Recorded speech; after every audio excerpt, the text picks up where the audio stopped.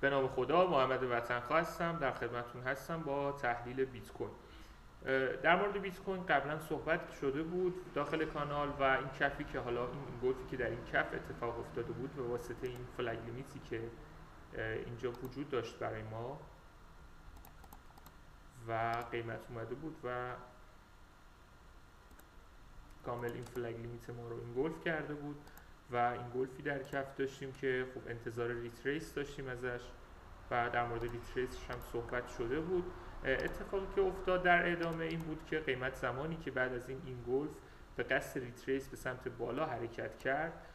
ما سر راه قیمت یک کینک یا یک گرهی داشتیم، یه ساختار تامین نقدینگی داشتیم به اصطلاح، که این جایی که قیمت از این پاس خارج شد و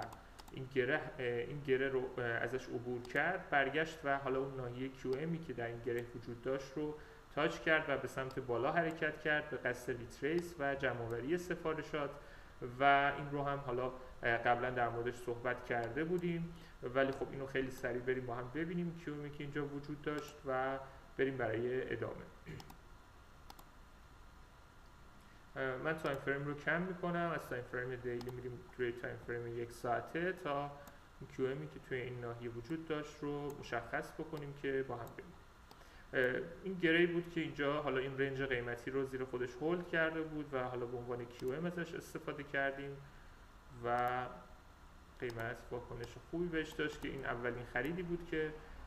حالا داخل کانالم در موردش صحبت شد و خرید خیلی خوبی هم بود. من دوباره برمیگردم همون تایم فریم دیلی و این ناحیه ارزم حضورتون QMی که مشخص کرده بودیم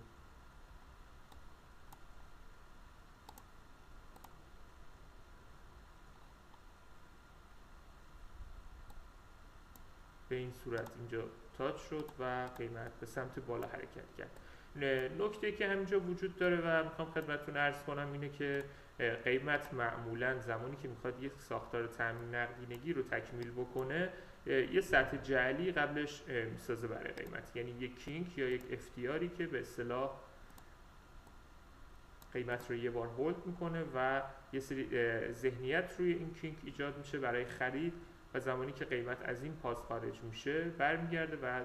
استاپ هایی که زیر این کینک یا این افتیار وجود داره رو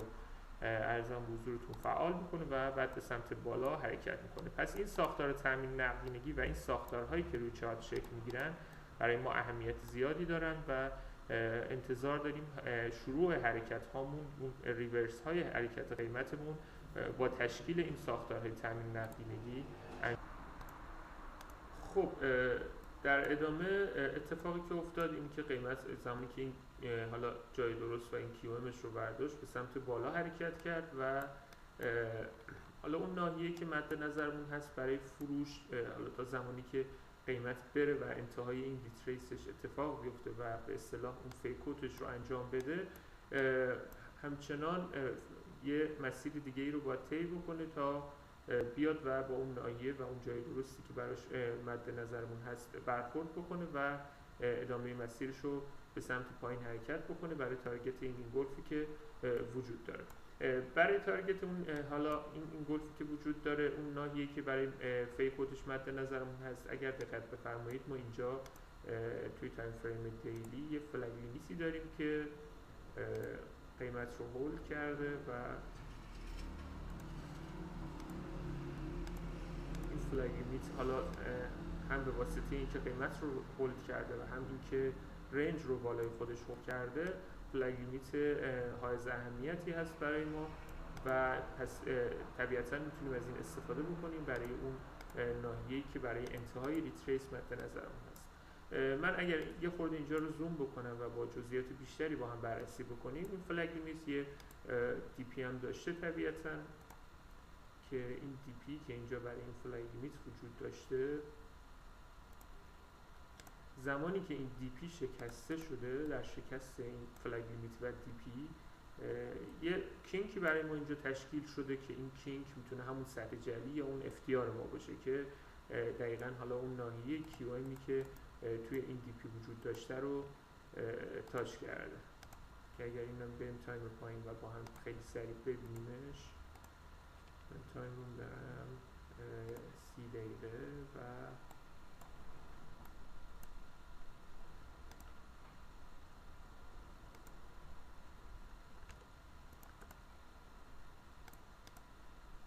این QMی که برای این جای درستی که برای این DP وجود داشته برای ما معمولا سطح جعلی رو میسازه و این همون ناحیه مد نظرمون هست که من رنگش رو حالا آبی میکنم.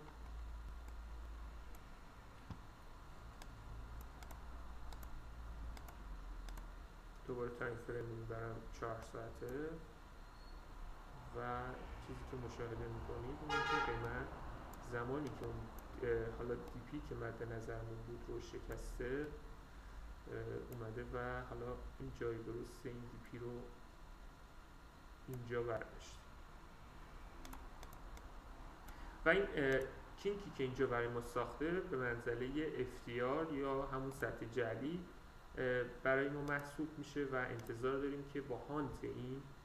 ارزم به حضورتون اون فیکوت ما پشت این ناحیه قرار بگیره. من دوباره تایم رو دیلی میکنم تا یکم از نمای بالاتر ببینیم چارت رو.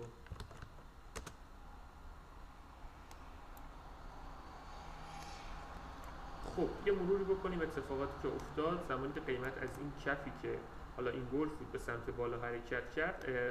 قصد و هدفش این بود که بالای حالا این سطح جعلی و این افتیاری که اینجا وجود داره رو بزنه و بعد دوباره فیکوتش رو پشت این ناحیه انجام بده روی این فلگ لیمیت و حالا اون ناحیه QM و جای درستی که برای این وجود داره و بعد دوباره به سمت پایین حرکت بکنه. قبل از این که این اتفاق بیفته و اون فیکوت تکمیل بشه خب طبیعتا ما چیزی که مد نظرمون هست توی RTM اون تاییدیه های لازم برای چرخش هستن. تاییدیه که خب میتونه خیلی ما رو امیدوار بکنه برای اون چرخش اون بالا و اون سلی که اون بالا مد نظر هست. اون سیکرت سیگنالی هست که معمولا قبل از چرخش ها میتونیم اون رو ببینیم. ما اگر یه خط روند فرض بکنیم برای این حالا حرکت صعودی یک ترند لاین رسم بکنیم که حالا قیمت با برخوردهایی که به این ترند لاین داشته به سمت بالا حرکت کرده، اتفاقی که میتونه برای ما خوشایند باشه و منتظرش باشیم همون سیکرت سیگنالی هست که معمولا این با هانت این خط روندها اتفاق میفته. یعنی یه همچین حرکتی رو میتونیم مد نظر داشته باشیم و قیمت بیاد پشت این حالا FTR و سطح جعلی و بعد فیکوتش رو انجام بده و به سمت تارگت این گلف حرکت بکنه. حالا اگر بخوایم در مورد این ناحیه خرید مجددش هم صحبت بکنیم و یه ناحیه‌ای رو مشخص بکنیم، اگر خاطرتون باشه این ناحیه‌ای که اومد قیمت QMش رو تاچ کرد خب پس برای ما به عنوان یک لو محافظت شده محسوب میشه و این رو میتونیم فعلا به عنوان یک لو محافظت شده در نظر بگیریم. اتفاقی که افتاده زمانی که این سقف قیمت ازش عبور کرده یک کینکی دوباره اینجا برای ما ساخته که این میتونه همون معمولا در شکست سقف ها این کینک هایی که برای ما تشکیل میشن همون FTR های ما هستن. یعنی اون دهانه ای که برای این کینک تشکیل میشه معمولا اون سطح جعلی و FTR ما هست که اگر دقت بفرمایید قیمت اومده اینجا یه بار روی این دهانه واکنش نشون داده و همزمان برخورد کرده به این ترند لاین و یک ذهنیت خریدی رو توی این ناحیه ایجاد کرده و پس این ناحیه ارزم به حضور شما این دهانه‌ای که اینجا وجود داره برای ما میتونه به عنوان همون سطح جعلی و همون FTR ما عمل بکنه که انتظار داریم برای این حرکتی که میخواد به سمت بالا اتفاق بیفته و این سیکرت سیگنالی که به اصطلاح در مقیاس بالاتر منتظرش هستیم زیر این FTR یه ناحیه‌ای رو مشخص بکنیم برای اینکه بتونیم اون خریدش رو هم به سمت بالا هرچند خلاف جهت هست ولی خب چون فاصله و ارزم به حضورتون سود قابل توجهی رو داره اون ناحیه رو هم ناحیه احتمالی رو هم به اصطلاح مشخص بکنیم. من این باکس های اضافی رو پاک میکنم تا بریم پایین رو این حد فاصل رو به اصطلاح بررسی بکنیم تا ببینیم ناحیه خوبی در اختیارمون قرار میده یا نه. این لو که پس قرار شد فعلا به عنوان لو محافظت شده ازش یاد بکنیم. حالا ناحیه‌ای که وجود داره برای این ارزم به حضورتون خرید مجدد یکی میتونه همین حالا FTR یا این کینکی باشه که یه بار قیمت رو هولد کرده به سمت بالا و این رو من به عنوان یه FL پشت سکرت در نظر بگیرم. ولی اگر بخوایم این رو یه خورده دقیق ترش بکنیم که حالا احیانا جا نمونیم از این معامله خرید، ناحیه‌ای که برای من وجود داره معمولا این کینکی که به عنوان این آرس بالا برای ما اینجا وجود داره و این رنج رو برای ما این بالا هولد کرده، اون فلگ لیمیتی که اینجا وجود داره میتونه ناحیه مناسبی باشه که من این تایم فریم رو اگر یه خورده کم بکنم، اینجا رو کات بکنم، کینکی که اینجا مشاهده میکنیم یا اون فلگ لیمیتی که اینجا برای ما فلگ لیمیت معتبری هست، این فلگ لیمیت هست که به نظر من اینجا رنج رو بالای خودش هولد کرده و حالا این سکرت پشتش رو من دارم میبینم و واکنش هایی که جلوتر حالا با هم میبینیم. و از طرفی اگر بخوایم دوباره این ناحیه‌مون رو یه خورده هم بهینه تر بکنیم برای حالا ورودهای بهینه تر با استاپ های کوچیک‌تر، من اینجا دوباره یه فلگ لیمیتی میبینم و دوباره یک ناحیه ارزم به حضورتون QM برای این فلگ لیمیتمون که اگر تایم رو کم بکنم، خب ناحیه‌ای که به ما میده این گره هست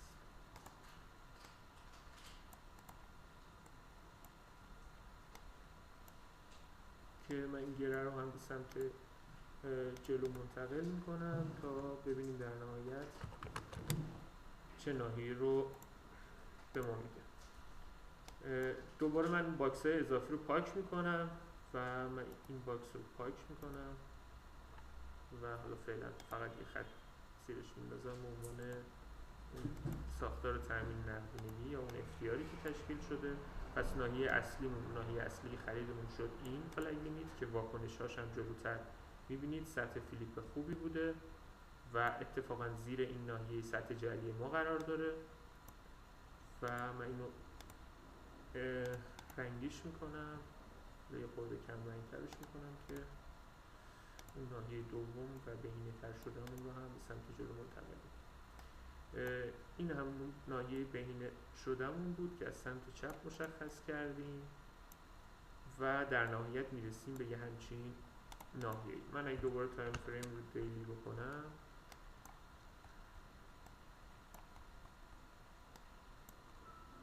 یه همچین ناحیه‌ای میتونه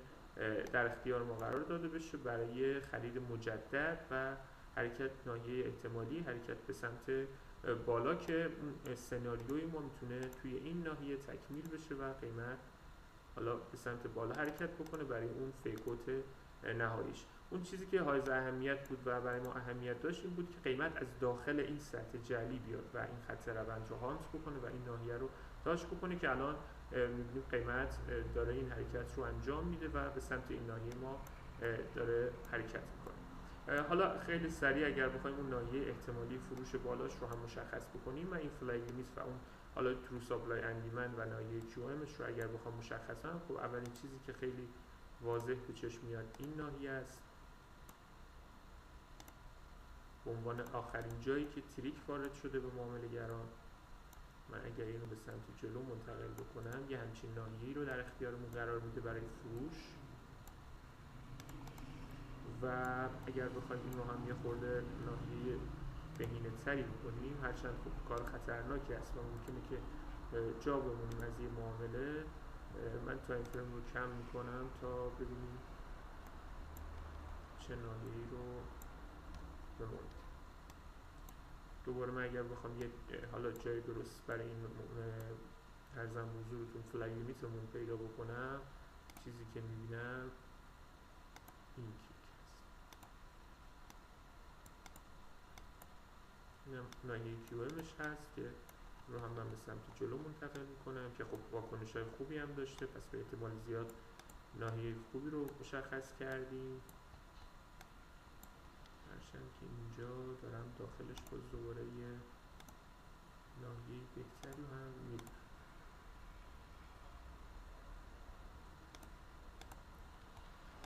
خب من هم کافیه دیگه فکر میکنم همین ناحیه رو به سمت جلو منتقل میکنم، دوباره تایم فریم رو دیلی میکنم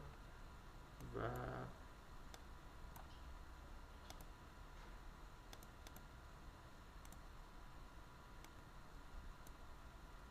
یه خورده کم رنگش بکنم و ناحیه بهینه شدهمونم به این صورت. خب این شد حالا کلیت چیزی که انتظار داریم. حالا به شخصه انتظار دارم از بیت کوین. خب ممکنه که خطا و اشتباه هم درش باشه قطعا، ولی خب دیدگاه شخصی خودم هست صرفا روی چارت و انتظار یه خرید از این حوالی روی بیت کوین دارم به سمت اون تارگتی که مد نظر است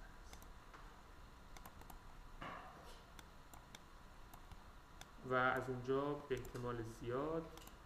فروش رو خواهیم داشت برای حالا تارگت این گلف که در کف مشاهده میشه. خیلی ممنونم از وقتی که گذاشتید، خوشحال میشم نظراتتون، کامنتاتون رو داشته باشم و امیدوارم که موفق باشید.